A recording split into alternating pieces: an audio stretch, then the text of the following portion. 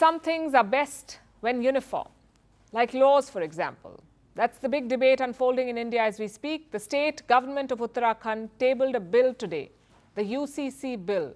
That's the Uniform Civil Code. And what does it do? It aims to create uniform personal laws in the state, like when you marry or get a divorce or inherit parental wealth. The same law should apply to all. Right now, it's different for each religion. Hindus have different personal laws, Muslims have their own, so do other religions. This bill aims to abolish most of that. Instead, one uniform law will govern personal lives. It's a big reform. It's also a controversial one. The UCC has been a divisive issue in India. One side says, why bother? Why not let the diversity exist? The other side says, what about rights and uniformity? Why should two citizens of the same country follow different laws? India's ruling party belongs to the second camp. That's the BJP. They want the UCC. Their manifesto in 2019, in fact, promised the Uniform Civil Code. It's not happened at the national level, but many BJP-ruled states are planning their own versions. And Uttarakhand is the first. Its cabinet approved the bill last week. Today, the bill was tabled. It's expected to be passed in the next couple of days. After that, the UCC will apply in Uttarakhand. So no personal laws, only a uniform one in this state. Now, why is this important? A, because it has never happened before. No Indian state has implemented the UCC since independence. One state, Goa, already has it, but Goa's UCC dates back to Portuguese rule.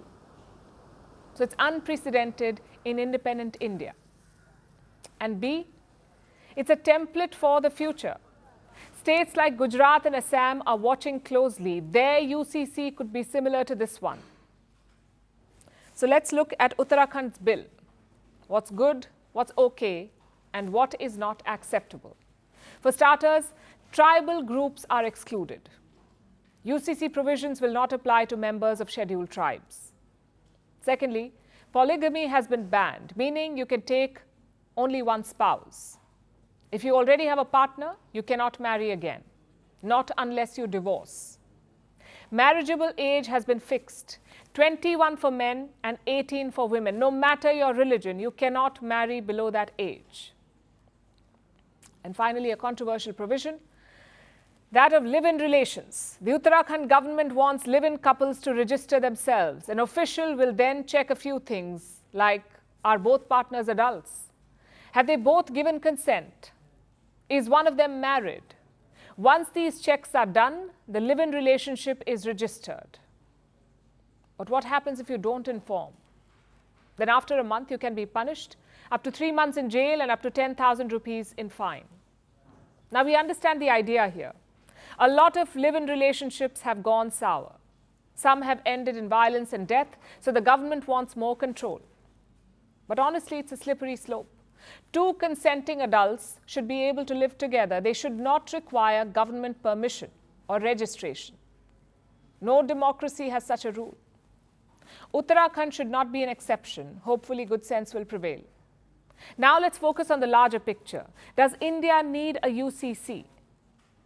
Well, our founding fathers thought so. The Uniform Civil Code is part of the Constitution. It's included in the directive principles of state policy. Think of them as suggestions for the government. Leaders may or may not take them, but these suggestions are there in the Constitution. In this case, the BJP has taken the suggestion. The question is, will a nationwide UCC be next? Things are moving in that direction. The UCC could be a reality if Prime Minister Modi is re-elected. Maybe the Uttarakhand Bill is a trailer of that. And will the opposition agree? Well, there's no clarity on what their official position is. India's biggest opposition is the Congress party. Their leader in Uttarakhand says he's not opposed to the UCC. But in the past, their leaders have rejected it. It tells you how contentious the issue is. But it doesn't mean we should abandon it. Mature countries don't run away from tough issues. They confront them, they debate them, and finally they reach consensus. India should do the same on UCC. I know we're a country of many diversities, and that is indeed our strength. But you can't use that to justify injustices. How does diversity explain a man taking multiple wives? How does it explain a woman being denied ancestral wealth? or child marriage in some remote village. It doesn't. My point is, beliefs and customs should not violate your rights, no matter which religion you belong to. The hope is a UCC can remedy that. As for the dissent and opposition, there is only one solution: a fair, transparent, and unbiased process. Such a uniform civil code should be our goal. From impeachments to inaugurations, if it's a political story, we are on the scene. The race for the White House is heating up. We're beating Biden. How dare he say that? If it's breaking news, we're live with the latest coverage. From the White House, the State Department, and Capitol Hill, we know the issues, but above all, we know the players to bring you the latest in-depth analysis on all the key stories that we're covering. I'm Eric Ham. Join me from Washington here on Firstpost America.